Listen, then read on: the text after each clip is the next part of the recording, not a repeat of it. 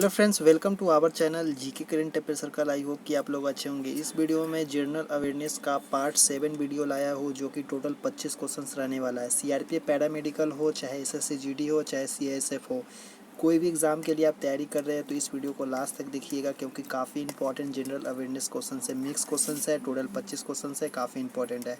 अगर चैनल पे पहली बार आप आए हैं तो चैनल को सब्सक्राइब कर लीजिए। आपके अपने जीके करंट अफेयर सर्कल को सब्सक्राइब करने के बाद बेल आइकन को जरूर प्रेस कीजिए और ऑल पे क्लिक कीजिए, ताकि इसी तरह का वीडियो का नोटिफिकेशन आपको मिल जाए। चलिए क्वेश्चंस की ओर आगे बढ़ते बिना टाइम वेस्ट किए हुए। तो आज का पहला क्वेश्चन यहाँ पे दिया हुआ है कि हिंदी दिवस कब मनाया जाता है। दिवस के ऊपर का एक क्वेश्चन आपको हर एक एग्ज़ाम में देखने को मिलते हैं कि इम्पोर्टेंट डे के ऊपर। इसके ऊपर मैं एक प्रॉपर वीडियो बनाया था, जिसमें टोटल जनवरी से लेकर दिसंबर महीना के बीच में जितने भी दिन होते इम्पोर्टेंट डे होते हैं, उसका पूरा एक ही वीडियो में मैं कवर किया था। अगर वो वीडियो को नहीं देखे हैं तो आप देख सकते हैं, मेरे चैनल के डिस्क्रिप्शन में उसका लिंक दे दूंगा, या आई बटन में भी जाके आप देख सकते हैं। काफ़ी इंपॉर्टेंट वीडियो, उसे ज़रूर आप मिस मत करें, क्योंकि दिवस का एक भी क्वेश्चन उसमें नहीं छोड़ा हो, पूरा डिटेल में पूरा बताया हो। तो यहाँ पे बोला है कि हिंदी दिवस कब मनाया जाता है। तो हिंदी दिवस आप सभी को यहाँ पे ऑप्शन के हिसाब से देखा जाए तो यहाँ पे ऑप्शन ए दिया है 2 दिसंबर, ऑप्शन बी दिया है, तो ऑप्शन बी यहाँ पे 13 दिसंबर है, ऑप्शन सी है 14 सितंबर और ऑप्शन डी है 15 सितंबर। तो यहाँ पे हिंदी दिवस प्रत्येक वर्ष कब मनाया जाता है, तो यहाँ पे ऑप्शन सी करेक्ट आंसर हो जाएगा, जो कि 14 सितंबर को प्रत्येक वर्ष हिंदी दिवस मनाया जाता है। उस दिवस वाले वीडियो को जरूर देखिए, इंपॉर्टेंट डे वाले वीडियो को, काफ़ी इंपॉर्टेंट है, जिसे मैं पूरा कवर किया हूँ जनवरी से दिसंबर तक। फिर नेक्स्ट क्वेश्चन देखिए, तो यहाँ पे नेक्स्ट क्वेश्चन है कि भारत में गोल्डन हैंड शेक योजना किससे संबंधित है। भारत में गोल्डन हैंड शेक योजना किससे संबंधित है। ऑप्शन ए दिया है स्वैच्छिक सेनावृत्ति से, ऑप्शन बी है भारतीय स्वर्ण व्यापारियों से, ऑप्शन सी दिया हुआ है भारत में विदेशी स्वर्ण व्यापारियों से, और ऑप्शन डी दिया है स्वर्ण व्यापार संवर्धन से। तो यहाँ पे बोला है कि भारत में गोल्डन हैंड शेक योजना किससे संबंधित है। तो यहाँ पे करेक्ट आंसर आपका हो जाएगा ऑप्शन ए, जो कि स्वैच्छिक सेनावृत्ति से यहाँ पे संबंध है। फिर नेक्स्ट क्वेश्चन देखिए, तो नेक्स्ट क्वेश्चन में यहाँ पे बोला है कि निम्नलिखित में से किस युक्ति द्वारा किसी वस्तु का प्रतिबिंब सदैव आभासी और छोटा बनता है। मतलब निम्नलिखित में से किस युक्ति द्वारा किसी वस्तु का प्रतिबिंब सदैव आभासी और छोटा बनता है। ये आपका फिजिकल साइंस का क्वेश्चन है ये। अगर इसके रिलेटेड क्वेश्चंस भी आपको देखने को मिलते हैं एग्जाम में, तो इम्पोर्टेंट टॉपिक है, इस टॉपिक को ध्यान से आप कर सकते हैं। तो ऑप्शन ए दिया है अवतल लेंस, ऑप्शन बी दिया है अवतल दर्पण, और ऑप्शन सी दिया है उत्तल दर्पण, ऑप्शन डी दिया है ग्लास प्लेट। तो यहाँ पे कौन सा होगा करेक्ट, तो यहाँ पे करेक्ट आंसर आपका ऑप्शन सी हो जाएगा उत्तल दर्पण जो होता है किसी वस्तु का प्रतिबिंब सदैव आभासी और छोटा बनाता है, तो यहाँ पे उस पर बनता है, तो ऑप्शन सी इसलिए करेक्ट आंसर हो गया। फिर नेक्स्ट क्वेश्चन देखिए, तो नेक्स्ट क्वेश्चन यहाँ पे दिया हुआ है कि डुरंडर लाइन किस देश को बीच में भागता है, यानी डुरंड लाइन किस दो देशों के बीच है। यानी इस तरह के जो क्वेश्चन थे, लाइन के ऊपर जो भी दो देश के बीच में जो रेखा होते हैं, इससे रिलेटेड क्वेश्चंस काफ़ी इंपॉर्टेंट होते हैं। तो यहाँ पे ऑप्शन ए दिया है भारत और चीन के बीच, ऑप्शन बी दिया है भारत और अफगानिस्तान, ऑप्शन सी दिया है भारत और पाकिस्तान, ऑप्शन डी दिया है पाकिस्तान और अफगानिस्तान। तो यहाँ पे जो करेक्ट आंसर आपका हो जाएगा यहाँ पे ऑप्शन डी, जो कि पाकिस्तान और अफगानिस्तान के बीच में डुरंड लाइन दो देशों के बीच में है। और आपको बताना कि भारत और चीन के बीच में कौन सा लाइन है, भारत और अफगानिस्तान के बीच में कौन सा लाइन है, और भारत और पाकिस्तान के बीच में कौन सा लाइन है। कमेंट करके आप ज़रूर बता सकते हैं कि कौन सा लाइन है। तो चलिए नेक्स्ट क्वेश्चन देखते हैं। तो नेक्स्ट क्वेश्चन यहाँ पे दिया हुआ है कि हाइपो जिसका फोटोग्राफी में प्रयोग किया जाता है का रासायनिक नाम क्या है। रासायनिक नाम आपको बताना है। ऑप्शन ए दिया है सोडियम बाइकार्बोनेट, ऑप्शन बी दिया है सोडियम साइनेट, ऑप्शन सी दिया है सोडियम नाइट्रेट, और ऑप्शन डी दिया है सोडियम थायोसल्फेट। तो यहाँ पे करेक्ट आंसर कौन सा होगा, जो कि हाइपो जिसका फोटोग्राफी में यूज़ किया जाता है। हाइपो एक चीज़ है जो कि फोटोग्राफी में यूज़ किया जाता है, वो कौन सा चीज़ होता है उसका रासायनिक नाम आपको बताना है। तो यहाँ पे करेक्ट आंसर ऑप्शन डी हो जाएगा, जो कि सोडियम थायोसल्फेट। फिर नेक्स्ट क्वेश्चन है कि ऐसी स्थिति जिसमें स्फीति के साथ बेरोजगारी में वृद्धि हो रही हो। मतलब ऐसी स्थिति जिसमें स्थिति के साथ बेरोजगारी में वृद्धि हो रही हो कहलाती है, क्या कहलाती है? तो ऑप्शन ए दिया है अति स्फीति, ऑप्शन बी दिया है द्रुत स्फीति, ऑप्शन सी दिया है गतिहीन स्फीति और ऑप्शन डी दिया है प्रत्यावस्थिति। तो यहाँ पे करेक्ट आंसर कौन सा हो जाएगा? तो करेक्ट आंसर यहाँ पे हो जाएगा ऑप्शन सी, जो कि गतिहीन स्फीति इसे बोला जाता है, जो कि ऐसी स्थिति जिस स्थिति के साथ बेरोजगारी में वृद्धि हो रही हो उसे गतिहीन स्फीति कहते हैं। फिर नेक्स्ट क्वेश्चन देख लेते हैं।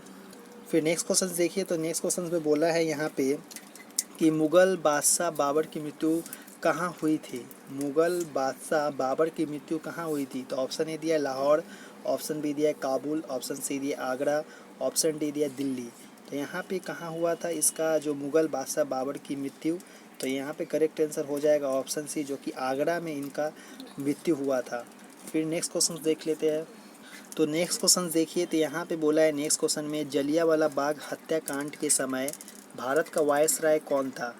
जलियांवाला के ऊपर टॉपिक पे भी क्वेश्चंस बनता है काफ़ी, तो इस टॉपिक को भी आप ध्यान से पढ़ सकते हैं। तो यहाँ पे जलियांवाला बाग हत्याकांड के समय भारत का वायसराय कौन था? ऑप्शन ए दिया लॉर्ड फिलिथोगो, ऑप्शन बी दिया लॉर्ड चेम्सफोर्ड, ऑप्शन सी दिया लॉर्ड बेबेल और ऑप्शन डी दिया लॉर्ड इरविन। तो करेक्ट आंसर हो जाएगा यहाँ पे आप सभी का ऑप्शन बी, जो कि लॉर्ड चेम्सफोर्ड जलियांवाला बाग हत्याकांड के समय भारत का वायसराय था। Correct answer option B. फिर नेक्स्ट क्वेश्चन है कि वर्तमान में कुशीनगर, जहाँ महात्मा बुद्ध को निर्वाण की प्राप्ति हुई थी, किस राज्य में स्थित है? तो ऑप्शन ए दिया मध्य प्रदेश, ऑप्शन बी है छत्तीसगढ़, ऑप्शन सी है उत्तरांचल और ऑप्शन डी है उत्तर प्रदेश। तो यहाँ पे करेक्ट आंसर आपका हो जाएगा ऑप्शन डी, जो कि उत्तर प्रदेश में स्थित है, उत्तर प्रदेश में स्थित है। फिर नेक्स्ट क्वेश्चन देखिए, तो नेक्स्ट क्वेश्चन यहाँ पे दिया हुआ है कि निम्नलिखित में से कौन सा खनिज पृथ्वी की प्रवृत्ति में प्रचुर मात्रा में मिलता है? यानी निम्नलिखित में से कौन सा खनिज पृथ्वी के प्रवृत्ति में प्रचुर मात्रा में मिलता है? तो ऑप्शन ए है बॉक्साइट, ऑप्शन बी है सिलिका, ऑप्शन सी है मैग्नीज और ऑप्शन डी है लोहा। तो यहाँ पे कौन सा जो खनिज है पृथ्वी के प्रवृत्ति प्रचुर मात्रा में मिलता है? तो यहाँ पे करेक्ट आंसर ऑप्शन बी होगा सिलिका। सिलिका एक खनिज है जो कि प्रचुर मात्रा में प्रवृत्ति के प्रचुर मात्रा में मिलता है। तो करेक्ट आंसर ऑप्शन बी हो गया। फिर नेक्स्ट क्वेश्चन है कि भाषाई आधार पर गठित भारत का पहला राज्य है। भाषाई आधार पर गठित भारत का पहला राज्य है। ऑप्शन ए है आंध्र प्रदेश, ऑप्शन बी है गुजरात, ऑप्शन सी है हरियाणा और ऑप्शन डी है केरल। तो कौन सा हो जाएगा? तो यहाँ पे करेक्ट आंसर हो जाएगा ऑप्शन ए, जो कि आंध्र प्रदेश ऐसा राज्य है जो कि भाषाई आधार पर गठित भारत का पहला राज्य है। तो ऑप्शन ए करेक्ट आंसर हो गया, आंध्र प्रदेश। तो करेक्ट आंसर है। फिर नेक्स्ट क्वेश्चन देखते हैं। तो नेक्स्ट क्वेश्चन से बोला है यहाँ पे कि हॉकी की एक टीम में कितने खिलाड़ी होते हैं? इस टॉपिक पे भी क्वेश्चन बन सकता है। जितने भी डिफरेंट खेल कूद होते हैं उनमें कितने खिलाड़ी होते हैं, कितने पेयर में होते हैं, वो आपसे पूछा जा सकता है। कौन कौन सा ये किट्स वगैरह यूज़ किए जाते हैं, जैसे क्रिकेट में बैट बॉल वगैरह, उसी तरह प्रत्येक खेल में क्या क्या यूज़ किया जाता है, ये भी पूछा जा सकता है। इन टॉपिक पे क्वेश्चंस बन सकता है, तो इन टॉपिक को आप ध्यान से पढ़ सकते हैं। तो यहाँ पे हॉकी की एक टीम में कितने खिलाड़ी होते हैं? तो ऑप्शन ए दिया है 9, ऑप्शन बी दिया है 10, ऑप्शन सी दिया 11 और ऑप्शन डी दिया 12। तो यहाँ पे करेक्ट आंसर कौन सा होगा? तो करेक्ट आंसर ऑप्शन सी होगा, जो कि 11। मतलब हॉकी की एक टीम में कितने खिलाड़ी? 11 होते हैं।